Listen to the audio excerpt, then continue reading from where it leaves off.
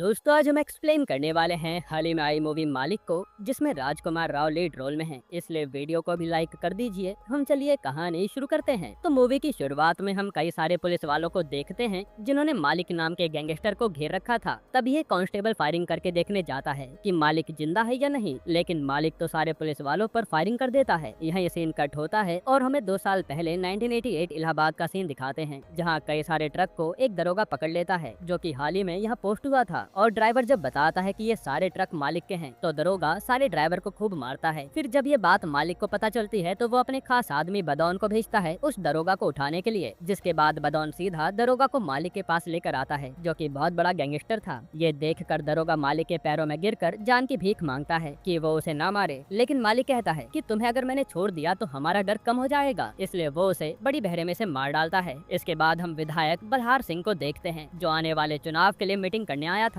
तभी उसके पास चंद्रशेखर नाम का आदमी आता है, जो कि बल्हार के लिए मर्डर करने का काम करता था और वो मालिक का बहुत बड़ा दुश्मन भी था। यहाँ चंद्रशेखर बल्हार से कहता है कि तुम उस मालिक का कुछ करो, वरना आपके लिए भी अच्छा नहीं होगा। जो सुनकर बल्हार सोचने लगता है कि वो मालिक का क्या करे, क्योंकि उसे मारना इतना आसान नहीं है। फिर बल्हार को उसका साथी याद दिलाता है कि एक पुलिस वाला है जो मालिक का काम तमाम कर सकता है, और वो पूरा सनकी है जिसका नाम है दास। ये दास इस समय सस्पेंड है, इसलिए अगर इसे यहाँ बुला लिया जाए तो वो मालिक को देख लेगा। इस पर बल्हार दास को इस एरिया में ट्रांसफर करवा लेता है, जिसके बाद दास आते ही सीधा मालिक के घर जाता है और उसके पिता से मालिक के बारे में पूछने लगता है। असल में मालिक के इस घर में रहता ही नहीं, और मालिक के पापा को भी मालिक का गुंडा बनना पसंद नहीं था। खैर यहाँ दास को मालिक की बीवी शालिनी भी मिलती है और वो उसे कहता है कि मालिक मिलेगा तो बता देना कि अब पुलिस से वो बच नहीं पाएगा, क्योंकि उसने काफी दहशत फैला रखी है। जो सुनकर शालिनी भी डर जाती है। इसके बाद रात को शालिनी से मिलने मालिक आता है और शालिनी उसे कहती है कि तुम्हें सरेंडर कर देना चाहिए, वरना वो पुलिस वाला तुम्हारा एनकाउंटर कर देगा। लेकिन मालिक उसकी बात नहीं मानता। फिर जब मालिक अपने पापा से मिलता है तो वो भी मालिक को यही सलाह देते हैं कि तुम अब ये गुंडागर्दी छोड़ दो, वरना हम सबको ले डूबोगे। लेकिन मालिक तो अपने घमंड में चूर था। हालांकि मालिक को इस बात से काफी गुस्सा आता है कि एक पुलिस वाला सीधा उसके घर में आया और परिवार को धमकी देकर चला गया, इसलिए वो अगले दिन सीधा दास के पोते को किडनैप करा लेता है। और ये बात जैसे ही दास को पता चलती है तो उसके होश उड़ जाते हैं। हालांकि थोड़ी देर में दास के घर पर मालिक गैंग के साथ आता है और उसके पोते को लौटाते हुए कहता है कि इस बार तो मैं कुछ नहीं कह रहा, लेकिन आगे से मेरे घर पर कोई भी पुलिस वाला आया तो मैं उसे खत्म कर दूंगा। ये सुनकर दास भी डर जाता है। हालांकि उसके मन में मालिक के लिए गुस्सा तो भर रखा था। इधर हम चंद्रशेखर को देखते हैं, जो मालिक के एक आदमी को मार डालता है, जो कि उसका धंधा संभालता था। फिर ये बात जैसे ही बल्हार को पता चलती है तो वो चंद्रशेखर को अंडरग्राउंड करवा देता है, क्योंकि मालिक तो अब उसे छोड़ने नहीं वाला। वहीं मालिक भी गुस्से में आग बबूला हो रखा था। जिसके बाद हम मिनिस्टर शंकर सिंह को देखते हैं, जिसने आज मालिक और बल्हार को मीटिंग के लिए बुलाया था। असल में शंकर ने ही मालिक को एक गैंगस्टर बनने में मदद की थी, इसलिए मालिक भी शंकर को बहुत मानता था। वहीं बल्हार भी शंकर की हर बात सुनता था। तब यहाँ मालिक कहता है कि मैं उस चंद्रशेखर को छोड़ूंगा नहीं, जिस पर शंकर कहता है कि चुनाव का समय आ रहा है, इसलिए अभी कुछ मत करो, बाद में जो करना होगा वो कर लेना। पर मालिक सुनने वालों में से कहाँ था, तो वो शंकर से कहता है कि मुझे जो सही लगेगा मैं वही करूंगा। ये सब कहकर वो चला जाता है। फिर उसके जाने के बाद बल्हार शंकर से कहता है कि देखा आपने, अब ये आपकी भी नहीं सुनता और आपने ही इसे यहाँ तक पहुँचाया था। जिस पर शंकर भी याद करने लगता है और सीन पास्ट में जाता है, जब मालिक यानी दीपक कॉलेज में पढ़ता था। आज दीपक के कॉलेज में चीफ गेस्ट के तौर पर शंकर ही आता है, जो इस कॉलेज से निकलकर एक मिनिस्टर बना था, और दीपक भी उसे अपना आइडल मानता था, क्योंकि उसे भी जिंदगी में कुछ बड़ा करना था। फिर दीपक कॉलेज से घर आता है तो यहाँ दीपक के पापा के मालिक आए हुए थे, जिनसे दीपक नमस्ते किए बिना ही चला जाता है, और ये बात उसके पापा को अच्छी नहीं लगती। तब वो दीपक से कहते हैं कि मेरे मालिक को तुमने नमस्ते क्यों नहीं करा। जिस पर दीपक कहता है कि वो आपके मालिक हैं, क्योंकि आप उनके खेत संभालते हैं, लेकिन वो मेरे मालिक नहीं है और मुझे बड़ा आदमी बनना है। जिस पर दीपक के पापा कुछ बोल नहीं पाते। फिर रात को दीपक के पापा को पता चलता है कि कोई उनकी उगाई फसल को खराब कर रहा है, इसलिए वो खेत में जाकर उसके सामने गिड़गिड़ाते हैं ताकि वो फसल खराब ना करे। लेकिन ये आदमी तो बाहुबली था, इसलिए वो नहीं सुनता। यहाँ तक कि वो दीपक के पापा पर ट्रैक्टर भी चलवा देता है। फिर हम देखते हैं कि दीपक के पापा हॉस्पिटल में हैं, जिन्हें काफी चोटें आई थी, और दीपक को पता चलता है कि ये काम शंकर सिंह के बाहुबली आदमी ने किया है, जिसे ऐसे ही करके काफी मजा आता है।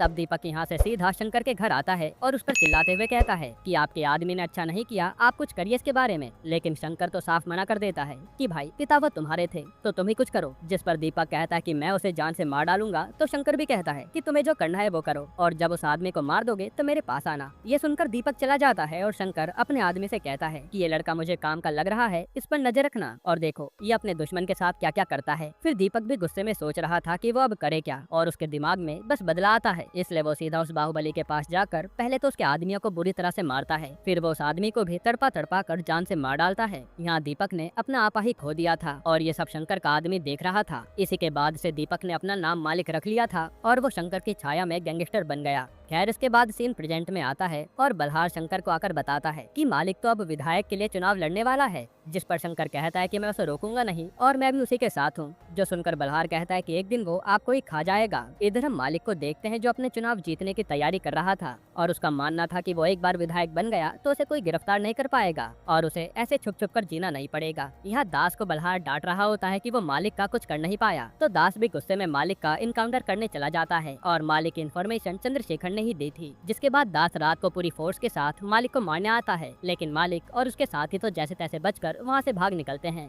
फिर ये लोग अपने ही घर पर आ जाते हैं और मालिक कहता है कि वह पुलिस वाला यहाँ कभी नहीं आएगा। हालांकि यहाँ मालिक को शालिनी कहती है कि तुम बहुत बड़े दलदल में फंस गए हो, यहाँ से निकलने का सोचो। तो मालिक कहता है कि एक बार चुनाव जीत जाऊं तो काम हो जाएगा। इधर चंद्रशेखर मालिक जहाँ के लोगों से हफ्ता वसूल करता था प्रोटेक्शन के नाम पर, वहाँ के दुकानदारों से कहता है कि अब से जो पैसा मालिक को जाता था वो मेरे पास आएगा। यहाँ तक कि वो मालिक के बिजनेस को भी हड़पने की कोशिश करता है, जिसके बारे में मालिक भी सुनता है तो वो परेशान हो जाता है, क्योंकि ऐसे तो उसके पास पैसे नहीं आएंगे तो वो चुनाव कैसे जीतेगा। फिर एक दिन चंद्रशेखर के लोग ट्रक में माल भर कर सप्लाई कर रहे होते हैं, तो मालिक वहाँ पहुंचकर उन लोगों को जान से मार डालता है और अब मालिक ने फिर से खून खराबा शुरू कर दिया था। जिसके बाद मालिक को शंकर मिलने के लिए बुलाता है और कहता है कि 2 महीने में चुनाव है, इसलिए खून खराबा भी रोक दो। और वो चंद्रशेखर से समझौता करने के लिए कहता है, लेकिन मालिक तो गुस्से में शंकर को ही डांट देता है कि मैं कोई समझौता नहीं करने वाला, क्योंकि उसे अब चंद्रशेखर से बदला लेना था। फिर मालिक के जाने के बाद शंकर बल्हार से कहता है कि ये मालिक तो सच में हाथ से निकल गया, अब इसका मरना ही सही रहेगा। जिस पर ये लोग मालिक को मारने का प्लान बनाते हैं, क्योंकि मालिक आसानी से नहीं मरने वाला। फिर सबसे पहले ये लोग मालिक के उन अड्डों को बर्बाद करते हैं जहाँ से मालिक पर पैसा आता था, साथ ही वो मालिक के आदमियों को भी चुन चुन कर मारने लगते हैं। और जब ये बात मालिक को पता चलती है तो उसका खून खौल जाता है, इसलिए वो अपने आदमियों के साथ जाकर सबसे पहले ऑटोमेटिक गन खरीदता है। और बातों बातों में मालिक का खास आदमी बदौन कहता है कि ये काम मुझे बल्हार का तो नहीं लगता जो हमारे धंधे को बंद करवा सकता है। इस पर मालिक भी सोचने लगता है और उसे शंकर के बारे में याद आता है कि जरूर ये काम शंकर ने करवाया होगा, इसलिए वो सीधा शंकर के घर पर जाकर पहले तो उसके सारे आदमियों को मारता है। फिर शंकर को मारने के बाद मालिक जब अपने अड्डे पर आता है तो वहाँ शालिनी उससे मिलने आई थी और वो कहती है कि मैं माँ बनने वाली हूँ, जो सुनकर मालिक खुश हो जाता है और वो शालिनी को लेकर कहीं घूमने निकल जाता है। फिर एक साथ समय बिताने के बाद शालिनी मालिक से कहती है कि मुझे एक वादा करो कि तुम हमारे बच्चे के लिए ये गलत काम छोड़ दोगे, और ऐसा करो तुम सरेंडर कर दो ताकि कुछ साल में जब तुम जेल से वापस आओ तो हम सब अपने बच्चों के साथ जिंदगी बिता सकें। ये सुनकर मालिक भी इमोशनल हो जाता है और ये सारी बातें बदौन भी सुन रहा था। खैर इसके बाद मालिक कुछ सोचता है और वो शालिनी से कहता है कि मैं सरेंडर करने जा रहा हूँ, इसलिए तुम अपना ख्याल रखना। फिर वो शालिनी को अपनी कार में घर भेज देता है, जिसके बाद वो बदौन से कहता है कि अब हम लोग सरेंडर करके आराम से रहेंगे। इसलिए ये लोग सीधा कोर्ट में आकर सरेंडर करने लगते हैं। लेकिन जैसे ही मालिक साइन करने वाला था तभी उसे ऐसी खबर मिलती है जिससे उसके होश उड़ जाते हैं। असल में कुछ लोगों ने मालिक की गाड़ी पर फायरिंग की थी, जिसमें शालिनी और उसके होने वाला बच्चा मारा गया। ये देखकर मालिक टूट जाता है और अब उसके मन में सिर्फ बदले की आग जल रही थी, इसलिए वो सबसे पहले उन लोगों का पता करवाता है जिन्होंने गोली चलाई थी और वो उन्हें बड़ी बेरहमी से जान से मार डालता है। वहीं जब ये बात बल्हार को पता चलती है तो वो मालिक के डर से दास को कहता है कि कुछ ऐसी अफवाह फैलाओ जिससे गोली चलवाने का आरोप चंद्रशेखर पर आ जाए। और असल में ये हमला बल्हार ने ही करवाया था मालिक को मारने के लिए, लेकिन मालिक तो दूसरी गाड़ी में निकल गया था। जिसके बाद दास ऐसा ही करता है और मालिक को लगता है कि चंद्रशेखर ने ही हमला करवाया था, इसलिए वो उसे ढूंढ कर तड़पाते हुए जान से मार डालता है। फिर मालिक के अड्डे पर उससे मिलने बल्हार आता है और वो कहता है कि मैं तो यहाँ दोस्ती का हाथ बढ़ाने आया हूँ और मेरा उस हमले में कोई लेना देना नहीं था। उसी समय वहाँ पुलिस के सायरन की आवाज आती है और बदौन कहता है कि जरूर ये पुलिस अपने साथ लाया था हमें पकड़वाने के लिए, इसलिए वो सबसे पहले बल्हार को जान से मार डालता है और ये लोग पुलिस से बचकर भागने लगते हैं। हालांकि दास चुन चुनकर मालिक के आदमियों को मारे जा रहा था और अब केवल मालिक के साथ 3 लोग ही बचे थे, इसलिए ये लोग एक खंडर में जाकर छुप जाते हैं और बाहर से दास ने इन्हें घेर रखा था। जिसके बाद यहाँ पीछे से बदौन ही मालिक के उन बचे हुए साथियों को मार डालता है, जो देखकर मालिक के होश उड़ जाते हैं और वो समझ जाता है कि ये पुलिस के साथ मिल चुका है। तब यहाँ बदौन और मालिक की लड़ाई होने लगती है, जिसमें बदौन पहले मालिक को खूब मारता है और वो मालिक से कहता है कि तूने गैंग शुरू करके बस अपना फायदा देखा, लेकिन एक बार भी मेरे बारे में नहीं सोचा। मुझे तो बड़ा आदमी बनना है,